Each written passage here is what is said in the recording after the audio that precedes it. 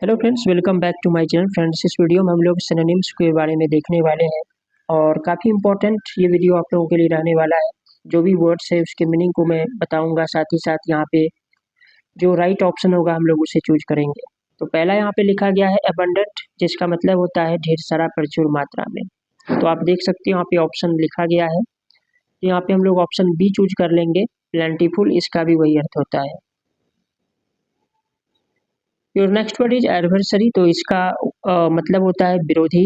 तो वैसे तो ऑप्शन ए और सी दो ऐसा ऑप्शन है इसमें जो कि लगभग सेम ही है। तो थोड़ा सा यहाँ पे ऑप्शन में मिस्टेक हुआ है, बट हम लोग ऑप्शन सी यहाँ पे चूज कर लेंगे, अपोनेंट। इसका भी वही अर्थ होता है, विरोधी या शत्रु।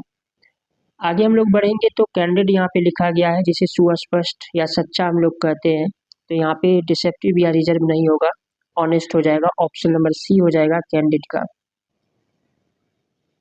डिलीजेंट, जिसे हम लोग मेहनती या परिश्रमी बोलते हैं। तो यहाँ पे इंडस्ट्रियस, लेजी, केयरलेस, इंडिफरेंट लिखा गया है। तो यहाँ पे लेजी, केयरलेस ये नहीं होगा। तो यहाँ पे इंडस्ट्रियस हो जाएगा। इसका भी अर्थ होता है मेहनती या परिश्रमी।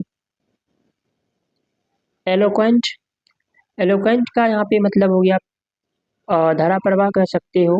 तो यहाँ पे म्यूट, हेजिटेंट, फ्लुएंट या साइलेंट यहाँ पे ऑप्शन दिखा गया है। तो सबसे पहले यहाँ पे आप देख सकते हो कि ऑप्शन सी में ही लिखा गया है फ्लुएंट। तो इससे रिलेटेड वर्ड यहाँ पे जो हो जाएगा वो ऑप्शन नंबर सी हो जाएगा। फ्रेजाइल, फ्रेजाइल का मतलब होता है भंगुर, यानी कि कह सकते हो जो चीज़ आसानी से टूट सकता है। तो यहाँ पे ड्यूरेबल, यहाँ पे ब्रेकेबल, ऑप्शन नंबर सी में यहाँ पे दिया गया है ब्रेकेबल। तो यहाँ पे फ्रेजाइल का ऑप्शन नंबर सी हो जाएगा। ये दोनों सिमिलर वर्ड है, एक जैसा वर्ड है।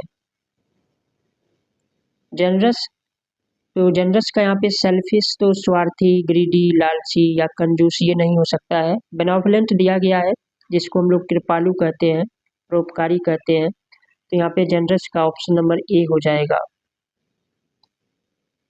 हॉस्टाइल, फ्रेंड्स हॉस्टाइल कहते हैं जो चीज़ बिल्कुल विरोधी है, खिलाफ है। तो हॉस्टाइल का यहाँ पे फ्रेंडली, पीसफुल या एमिएबल ये सब नहीं हो सकता है।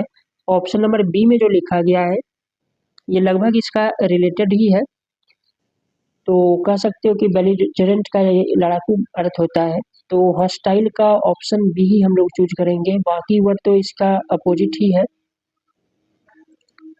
नेक्स्ट वर्ड यहाँ पे लिखा गया है इम्पार्शियल। तो इम्पार्शियल कहा जाता है जैसे कि हम जब पक्षपात किसी चीज़ के पक्ष में नहीं होते हैं, निष्पक्ष होते हैं।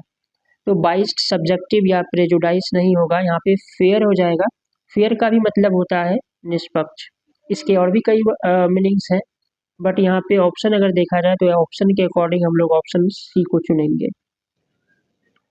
जॉवियल का मतलब होता है खुश या प्रसन्न। तो यहाँ पे ग्लूमी नहीं होगा, ग्लूमी का मतलब उदास होता है। सैड या मूडी नहीं होगा, ऑप्शन नंबर बी हो जाएगा, यहाँ पे हैप्पी हो जाएगा। लेथार्जिक, तो इसका मतलब होता है, ये काफ़ी कॉमन सा वर्ड है, आप लोगों को भी हो सकता है ये मालूम हो। लेथार्जिक, आलसी या सुस्त। तो यहाँ पे एनर्जेटिक, एक्टिव, डल। तो यहाँ पे एनर्जेटिक या एक्टिव नहीं होगा, ऑप्शन नंबर सी हो जाएगा। मेटिकुलस, तो फ्रेंड्स मेटिकुलस का मतलब होता है सावधान या सचेत, जिसको हम लोग बोलते हैं। तो यहाँ पे रेकलेस, लापरवाह, क्लमजी या प्रिसाइज नहीं होगा। ऊपर ही यहाँ पे लिखा गया है केयरफुल। तो मेटिकुलस का यहाँ पे जो सिनोनिम्स हो जाएगा वो केयरफुल हो जाएगा। जब कोई आदमी, कोई व्यक्ति बुरे काम के लिए कह सकते हो कि उसका नाम होता है, जैसे हम लोग कुख्यात भी बोलते हैं, तो फेमस, तो उससे रिलेटेड मतलब वहाँ इस्तेमाल नहीं होता है, ये कोई अच्छे काम के लिए, या वेल नोन या पॉपुलर। तो कह सकते हो ऑप्शन डी जो लिखा गया है इनफेमस, तो यही हो जाएगा, कुख्यात जिसे हम लोग कहते हैं। तो यहाँ पे जो नोटोरियस हो जाएगा वो ऑप्शन नंबर डी हो जाएगा। ऑब्सोलीट, ऑब्सोलीट का मतलब होता है जो चीज़ पुराने ज़माने का है, प्राचीन काल का है। कह सकते हो कि मॉडर्न, आउटडेटेड, कॉन्टेम्परेरी या करेंट, ये सब तो नहीं होगा। ऑप्शन नंबर सी हम लोग चूज करेंगे, आउटडेटेड, यानी कि जो चीज़ अब प्रचलन में नहीं है। तो ऑब्सोलीट का हो जाएगा यहाँ पे option number C. Prudent, prudent का मतलब होता है विवेकशील, समझदार जिसे हम लोग कहते हैं। तो ऑप्शन यहाँ पर लिखा गया है केयरलेस, रेकलेस, थॉटलेस। तो यहाँ पे ऑप्शन नंबर ए में लिखा गया है वाइज। तो यहाँ पे हम लोग वाइज को चूज कर लेंगे। नेक्स्ट यहाँ पे क्वेरलसम यानी झगड़ालू जिसे हम लोग कहते हैं। तो पीसफुल नहीं होगा, फ्रेंडली नहीं हो सकता है, और कॉम्बेटिव ये भी नहीं होगा। आर्ग्यूमेंटेटिव जो लिखा गया है ये हो जाएगा यहाँ पे ऑप्शन नंबर ए क्वेरलसम का। तो क्वेरलसम का मतलब मैंने अभी बताया झगड़ालू। तो विवादास्पद कह सकते हो कि, तो इसका वही अर्थ हो गया, क्योंकि हमें ऑप्शन भी वैसे ही चूज करना पड़ता है जो लगभग उसके रिलेटेड हो। वैसे होने का तो और भी बहुत कुछ हो सकता है, बट यही है कि ऑप्शन देखा जाता है कि हम लोगों को ऑप्शन क्या दिया है, उसी के अकॉर्डिंग हम लोग ऑप्शन को चुन सकते हैं। रेजिलियंट, तो रेजिलियंट का मतलब होता है जो चीज़, कोई चीज़ प्रबल हो, यानी कि कह सकते हो कि काफ़ी मजबूत हो, या तन्य कह सकते हो।